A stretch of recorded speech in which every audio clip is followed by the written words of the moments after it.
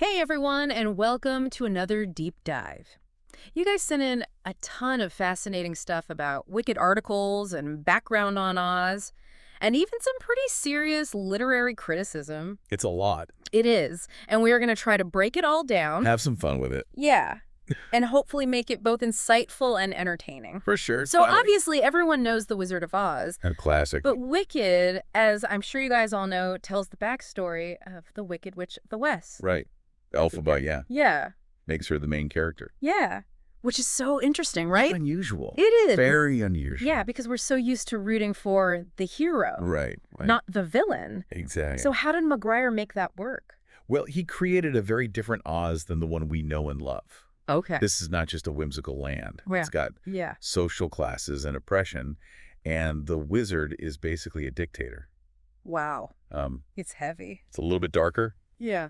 It's a bit darker, for sure. Than the poppy fields and the yellow brick road. Yeah, definitely. And it's interesting to think about when this was written. Okay. Because it was the 90s. Right. And people were kind of questioning power structures. Yeah, for sure. A little bit more. Absolutely. And you can really see that in the book. So, like, give me an example of how it's different. Okay, so you remember all those talking animals? Oh, yeah. Well, in Wicked, they're an oppressed group. Interesting. They're facing discrimination. They can't vote. They're treated as second-class citizens. Wow, that's a big change. Right. It's like he's using that to comment on real-world discrimination. Well, I see. Yeah. And the wizard himself, forget a bumbling fool. Right. He's portrayed as this mastermind manipulator, you know. Wow. Really using propaganda and fear to stay in power. That's intense. It is. Yeah. So it definitely adds a layer of complexity to the story. Okay, so Maguire's Oz is a lot more, like, politically charged. Yes, for sure. Than the original, but how does that tie back into Elphaba? Well, imagine being born green in a world that really values conformity. Yeah. She's immediately judged. Right. She's ostracized. Just for being just for who she is. Yeah. Right. And you know, she's constantly facing rejection and prejudice. I can imagine. And all these experiences shape her. It's like nature versus nurture, right? Exactly. Like, is she wicked because she was born that way or because of how everyone treats her? That's the question. Yeah. That Maguire's posing. And I mean, honestly, haven't we all felt like an outsider at some point? Oh, yeah. Like, you know, not fitting in. Absolutely. It's a pretty universal feeling. For sure. So I can only imagine what Elphaba's going through. Right. And some of the sources even talked about how Maguire uses these really vivid descriptions of Elphaba's inner turmoil. Like what? Like he talks about her feeling trapped in her own skin. Oh, wow. You know, constantly fighting against how other people see her. It makes you think about labels, right? Totally. And how they can be so limiting. Yeah. It's really powerful stuff. Yeah, it is. Okay, so we talked about Elphaba, but what about Glinda? Ah, Glinda. The good witch. Right. But is she really all good? Well, that's the thing about Wicked. There's no absolutes. Interesting. No one is totally good or totally bad. Right. Everyone's kind of morally gray. I like that. Yeah. So Glinda's got flaws, too. Oh, she does. Okay, spill the tea. What are we talking about here? Well, for example, she's pretty manipulative. Really? Glinda? She uses her popularity to get what she wants. Wow. Even if it means putting others at risk. No way. That's not the Glinda I grew up with. Yeah. Like, she's supposed to be all bubbly and kind. Right, but she's a lot more complicated than that. So Maguire's turning everything on its head. Exactly. He wants us to see that good and bad are in the eye of the beholder. Makes you think. So could you give me an example of when Glinda's not so good? Sure. There's this scene where she convinces Elphaba to use a spell to alter someone's appearance. Oh, wow. And she frames it as like this harmless act of kindness. Okay. But later, we see it has some pretty devastating consequences. Really? Yeah, it shows Glinda's willing to use magic for her own gain. That's shady. It is a little bit. Yeah. But it's that kind of moral ambiguity that makes Wicked so interesting. Oh, yeah, totally. It's like he's saying, hey, even those we think are good can make bad choices. Yeah, that makes sense. So it's really about perspective, isn't it? Absolutely. How we perceive things. And speaking of perspective, I think it's time we talk about how Wicked went from page to stage. The musical. The phenomenon. But first, hold on, I have to know. What about Glinda and the slippers? Ah, yes, the slippers. You mentioned earlier there's a whole thing there, right? There he is. Like, how did Dorothy even get those ruby slippers? Well, in Wicked, we find out Glinda gave them to her. What? Yeah, it's true. Glinda gave Dorothy the slippers. But why? That's the question, isn't it? It is. I mean, she knows those slippers are powerful. Right. And some sources even suggest that she's manipulating the whole situation. Wow, so Glinda's playing chess with Ozian politics. She might be. This is getting juicy. It is. Okay, my mind is blown. It's a lot to take in. Yeah, it is. But it makes you really question Glinda's motives. Oh, for sure. You know, whether she's doing things for good or for herself. Yeah? And again, that's what makes Wicked so thought-provoking. It really does make you rethink everything you thought you knew about Oz. Ghouly. Okay, I am so ready to talk about the musical. All right, let's do it. But that's going to have to wait until next time. Yeah, we'll save that for part 2 of our deep dive. So stay tuned, everyone. We'll be back. So, you know, we were talking about Glinda's motives. Oh, yeah, right. And those slippers. And those ruby slippers, it really makes you think. It does, doesn't it? Like, was she really a good witch, or was there something else going on there? Mm-hmm. You know, nobody's perfect. No. Even those we think are good, you know, they can make mistakes. Yeah. They can have agendas. Yeah, definitely. It's all part of being human, right? Right. Or, you know, an Ozian, I guess. Yeah, exactly. But anyway, I'm really excited to talk about the musical now. Oh, okay. Yeah, me too. Because it became such a huge phenomenon. It really did.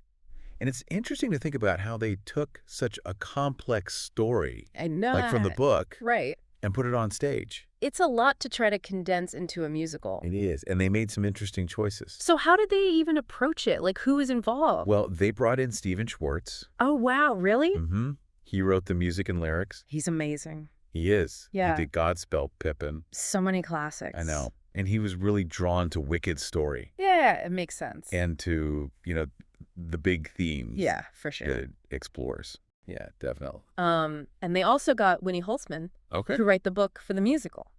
Oh, cool. I don't know her work. Oh, she's fantastic. She wrote for My So-Called Life. Oh, wow. Okay. Yeah, you should check it out. Yeah, I will. But so anyway, they had to figure out how to adapt this really layered story, right? Yeah. And they decided to focus a lot on the relationship between Elphaba and Glinda. Their friendship. Yeah, exactly. They made that the emotional core of the story. Oh, I like that. Right. Because that's something that really resonates with people. Yeah, for sure. You know, that idea of finding connection with someone who's different from you. Yeah, totally. And the political stuff is still there. Okay. But it's maybe a little more in the background. Right. It's not quite as in your face. So maybe they wanted to make it a little bit more accessible Yeah, maybe so. to a wider audience. I think that's probably right. Because sometimes too much politics Yeah. can be a turnoff. Can be. Can be. Especially in a musical. Especially in a musical. Where you kind of just want to have fun. Yeah, I get that. But the music itself is so powerful. Oh, I It's like defying gravity. It's an anthem. It is. It's about breaking free. Right. And being yourself. Yeah, and the music in Wicked does so much to deepen the emotions of the story. Yeah, I agree. You know, it lets the characters express themselves in ways that words just can't. I read somewhere that Schwartz spent months just like researching Really? and immersing himself in the world. Oh, wow. Before he even started writing any music. That's amazing. Yeah, he wanted it to feel authentic. It shows. Yeah, and it really does. I think so, too. So did they change anything about the actual story? They did make some changes. Okay. Mostly in terms of tone and plot. Like what? Well, the musical is generally lighter Okay. than the book. Right. There's more humor, Makes sense. more romance. Right. Yeah, so maybe just like a little bit more uplifting I think so. to balance out Yeah. some of those heavier themes. Yeah, I think that's right. And did they change the ending? They did. Okay, don't spoil it for me. I won't spoil it. But tell me. But they gave it a more hopeful resolution. Interesting. So Elphaba doesn't... It's different It's different. Okay. than the book. Okay, I'm very intrigued now. It is. It is. I'm going to have to go see it again. You should. And it shows how you can adapt something Yeah. for a different medium Right. and still keep the heart of the story. yeah, that's the important part. Right.